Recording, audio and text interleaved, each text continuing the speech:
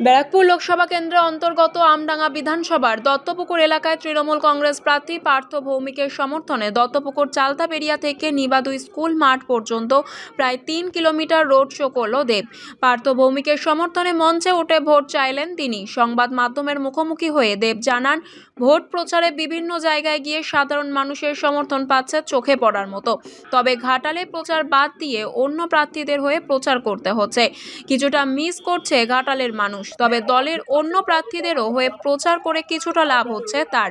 দেবকে বিভিন্ন রকম ভাবে কটাক্ষ করছে বিজেপি প্রার্থী হিরণ। সেই প্রসঙ্গে দেব জানান, আমি অন্যদের মতো নয় জোর করে ভোট নেব, তবে আগের থেকে বেশি ভোটে জেতার বিষয়ে আশাবাদী।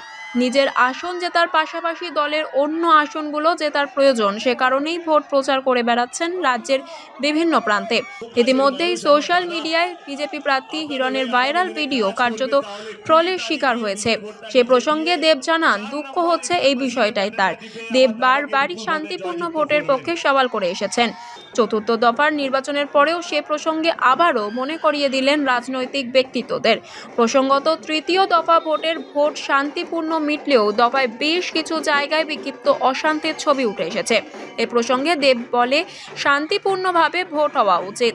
আমার আচরণে, আমার ব্যবহারে, আমার কথার মধ্যে এখনো পর্যন্ত কাউকে আঘাত বা আক্রমণ করা এমনটা হয়নি। সে কারণেই ঘাটাল এখনো শান্ত।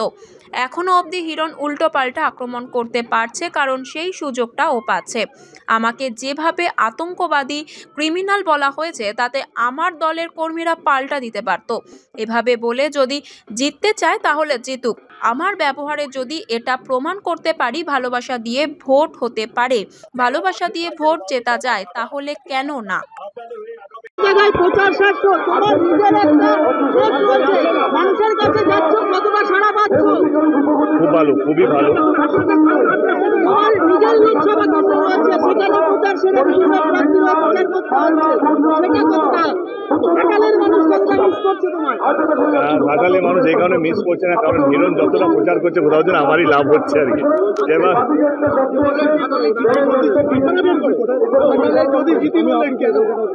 আরে আমি ভগবান, আমার মনে হচ্ছে যে ভগবান তাদেরকে তো ছাড়া উচিত, যে ভোট দেবে সেই তো আমাদের ভগবান। তাদের উপরে আমি তো অন্য নেতাদের মতন না যে তাদের অধিকারটা আমি কেড়ে নেবো।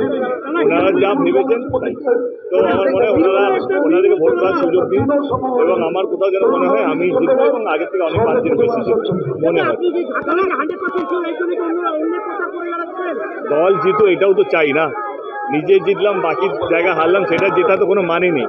আমার জন্য যে দল জিতে তো ওয়াই নট। আমার না দুঃখ হচ্ছে হিরণের জন্য, মানে ও যতই আমাকে আক্রমণ করুক না কেন, আমার সিরিয়াসলি রোলটা পছন্দ না। আমি চাইলে অনেক কিছু বলতে পারি, বাট বলবো না। আমার মনে হয় বুদ্ধিমান ছেলে, ও এইটাকে নিজের মতো করে হ্যান্ডেল করে নেবে। আপনি সবসময় বলে এসেছেন শান্তিপূর্ণ রাজনীতি, এবং যাতে রাজনীতিতে শিক্ষিত মানুষেরা আসে। প্রথম 3 দফার ভোট শান্তিপূর্ণ হলেও চতুর্থ দফায় জায়গায় জায়গায় বিক্ষিপ্ত অশান্তি, কি বলবেন? সেটাই বলবো কি শান্তিপূর্ণভাবে ভোট হওয়া উচিত। আমার আচরণে, আমার ব্যবহারে, আমার কথাবার্তার মধ্যে আমি কাউকে এখনো অবধি এইটা মানে বলিনি বা আমার তরুণদেরকে গিয়ে আক্রমণ করো না, আমার কথাবার্তার মধ্যে না ব্যবহারের মধ্যে।